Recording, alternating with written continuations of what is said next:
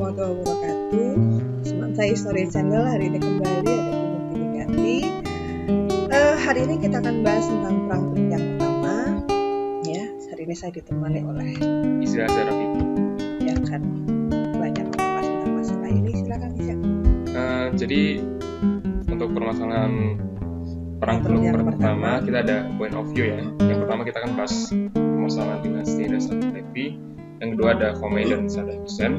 Yang ketiga ada konflik Syat al-Arab yang nantinya akan menjadi perjanjian akhir. Dan yang kelima ada masuknya memang wilayah di Persia terutama ini memang rentan sekali dengan berbagai macam konflik. Di sini ada perang Teluk 1, perang Teluk 2, perang Teluk 3 ya. Dan dari peradaban-peradaban sebelumnya juga wilayah di sini rentan sekali dengan konflik sejak masa Mesopotamia.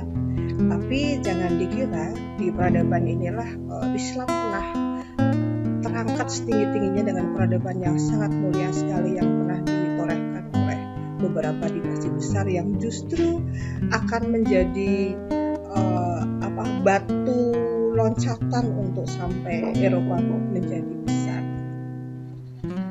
Kita akan lihat lebih jauh tentang tokoh Reza Pahlavi. Reza Pahlavi itu mendapatkan kekuasaan dari ayahnya yang mendirikan dinasti Pahlavi. Nah, jadi ini bentuknya adalah monarki ya. Dari sejak tahun 1941 sampai 1990. Pemerintahannya dia ya. Pemerintahannya dia. Itu seorang raja terakhir di Iran. Menjadi raja terakhir setelah ayahnya menjadi. Iya, berarti setelah ini ada revolusi Islam di Iran ya, setelah beliau. Nah, ini kebijakannya cenderung pro barat ya. Western. Jadi dia juga kehidupan keluarganya juga seperti itu. Jadi tatanan kehidupan memang pro terhadap.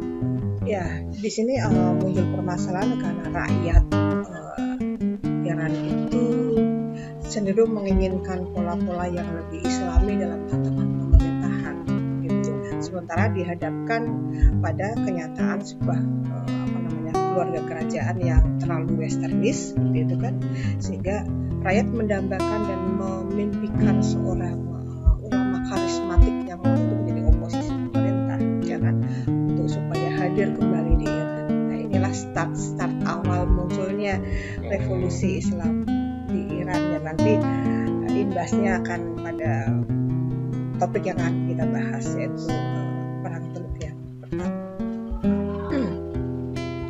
Kemudian kita akan lanjut ke tokoh yang masih sama ya. Sebenarnya kita kenalan dengan lokasinya bisa ya, yang kita bahas untuk pertemuan hari ini adalah lokasinya di Iran, bukannya adalah Teheran. Dan ini sebuah progres yang diberikan oleh Reza Pahlavi. Dia memperluas jaringan udara, proyek-proyek kebutuhan irigasi. Artinya infrastruktur dia mulai bangun sebetulnya ya. Tapi di balik itu rakyat menginginkan lebih dari sekedar infrastrukturnya, yaitu mantapkan di keadaan etisnya, mentalnya ya kan, mental dari sebuah contoh sebuah keluarga kerajaan. Ini terjadi. Ya, ini ada peralihan kekuasaan yang dari seorang raja. Iya, ketika Khomeini datang, Ayatullah Khomeini, dan membawa ideologi, bisa disebut ideologi Syiahnya. Iya, alirannya emang di Persia itu kan, di Iran itu kan memang mayoritas Iran terutama ya. Di Iran terutama itu memang mayoritas Syiah. Dan Syiah itu lebih menghormati sang imam daripada sang imam ya. Artinya memang imam yang menjadi kultus sekali, sangat dikultuskan sekali. Maka harapan untuk Imam Khomeini itu datang kembali ke Iran, memimpin rakyat Iran itu menjadi dambaan yang luar biasa. Dan ini rupanya yang terjadi, rakyat tidak menghendaki lagi raja dan raja terusir keluar. Dan digantikan oleh Ayatullah Khomeini. Iya. Tapi tetap ada presidennya. Ya, artinya kan monarki diganti ke republik. ada presidennya kan, cuman presiden itu tidak terlalu dipusingkan keberadaannya oleh rakyat. Imam tetap yang menjadi figur pemimpin. Ini ada Irak invasi Irak, namanya invasi pertama ini 22 September 1980. Oke, apa kaitannya Imam tadi datang kemudian terjadi invasi di sini? Ini permasalahannya seperti ini. Ini adalah peta Iran, kemudian di sini adalah peta Irak. Tadi saya mengatakan bahwa Iran itu mayoritas adalah Syiah. Sementara di Irak ini secara sosial terbagi atas 3. Irak bagian selatan adalah Syiah, Irak bagian tengah adalah Sunni, dan di utara ini di sekitar Mosul dan sebagainya juga di utara Iran ya. Tapi terutama yang di utara Irak ini masyarakat Kurdi, masyarakat suku Kurdi ya, suku Kurdi. Nah, kenapa muncul kemudian perang ini? Karena kekuatan Imam Syiah itu yang menjadi luar biasa. Dia di samping menjadi imam untuk orang-orang Iran, dia juga menjadi imam untuk orang-orang Irak yang ada di bagian selatan, seperti itu. Sehingga orang-orang Irak yang bagian selatan itu lebih fokus ke imam yang ada di Iran daripada pada Saddam Hussein yang menjadi pemimpin dari Irak, seperti itu. Dan rupanya hal ini menjadi masalah ya. Itu faktor pertama, sisi religi ya. Sisi yang lain ada masalah-masalah yang terkait dengan ekonomi. Kita akan lebih lanjut memahami kembali tentang perjanjian Al-Qir, perjanjian yang ditandatangani tahun 1975 di Aljazair. Ya.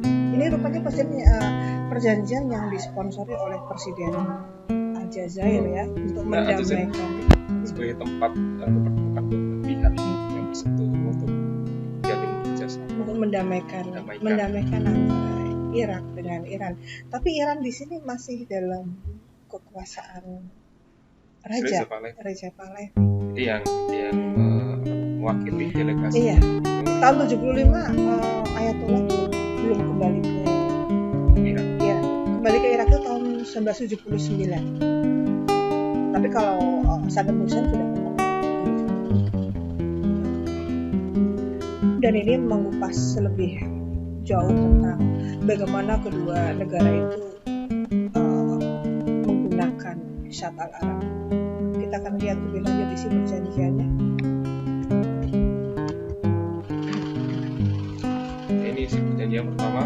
Irak dan Iran setuju memasuki suatu sistem kerjasama keamanan di sepanjang perbatasan. Namun di mana kedua negara ini bertekad untuk melakukan pengawasan ketat. Jadi memang diizinkan, di perjanjian ini diizinkan untuk lalu lintas ya, antara Iran ke Irak, Irak ke Iran, menjalin lalu lintas, namun dalam ketat dan pengawasan yang ketat dan efektif. Ya, ini suasana ketika perjanjian ini memang belum suasana perang, masih suasana damai antara Raja Pahlavi dengan Iran.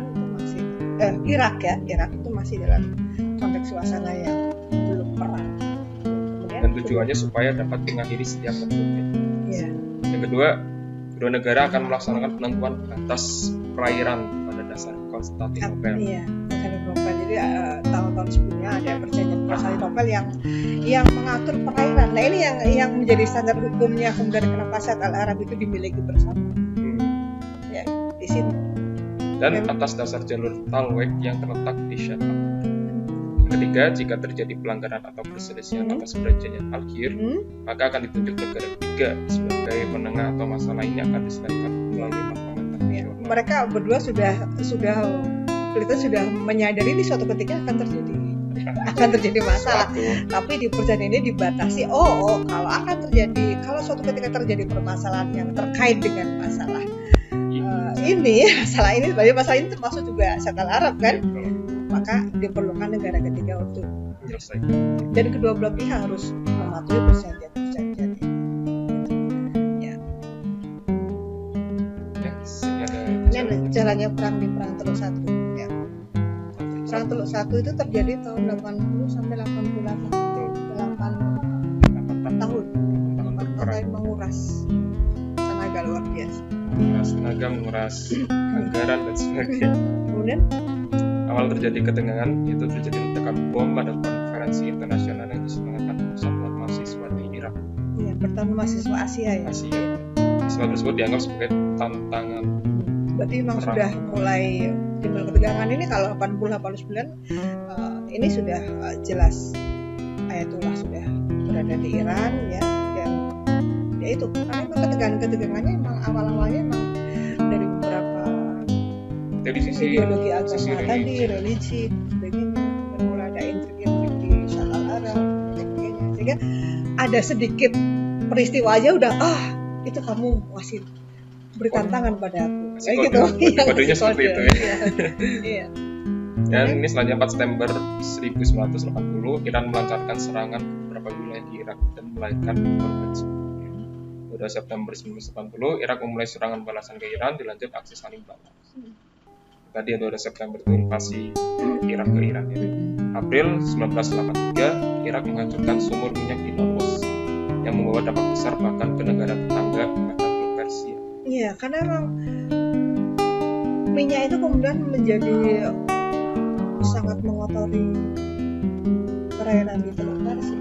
Padahal perairan Teluk Persia itu kan digunakan tidak hanya oleh mereka berdua, tapi digunakan oleh negara-negara yang lain juga.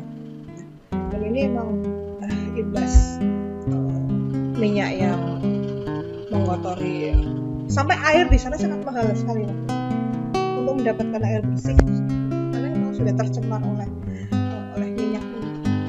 Jadi dua yang perang tapi imbasnya. Ini selanjutnya perang berakhir tanpa ada pihak yang kalah. Tanpa ada pihak yang mana yang kalah. Jadi ya gantung. Rusak semua juga. Rusak semua, fasilitas di Iran juga rusak, fasilitas di Irak juga rusak. Bahkan negara-negara yang ikut perang pun ikut menerima akibat. Istilahnya ini rugi bersama. Ya, dan akhirnya PBB mengeluarkan resolusi nomor 598 tahun 1998, yaitu tersebut Iran diminta untuk melaksanakan gencatan senjata. Ini mengacu pada perjanjian Algiers yang ditandatangani tahun. Tadi sih, ya, kalau ada permasalahan maka akan diselesaikan pihak ketiga. Pihak ketiganya di sini adalah PBB. Oke, selesai pertemuan hari ini. Di sini kita adalah diskusi bersama. Mohon maaf kalau ada kesalahan kata, kesalahan tulis, kesalahan ucap. Assalamualaikum warahmatullahi wabarakatuh. Waalaikumsalam.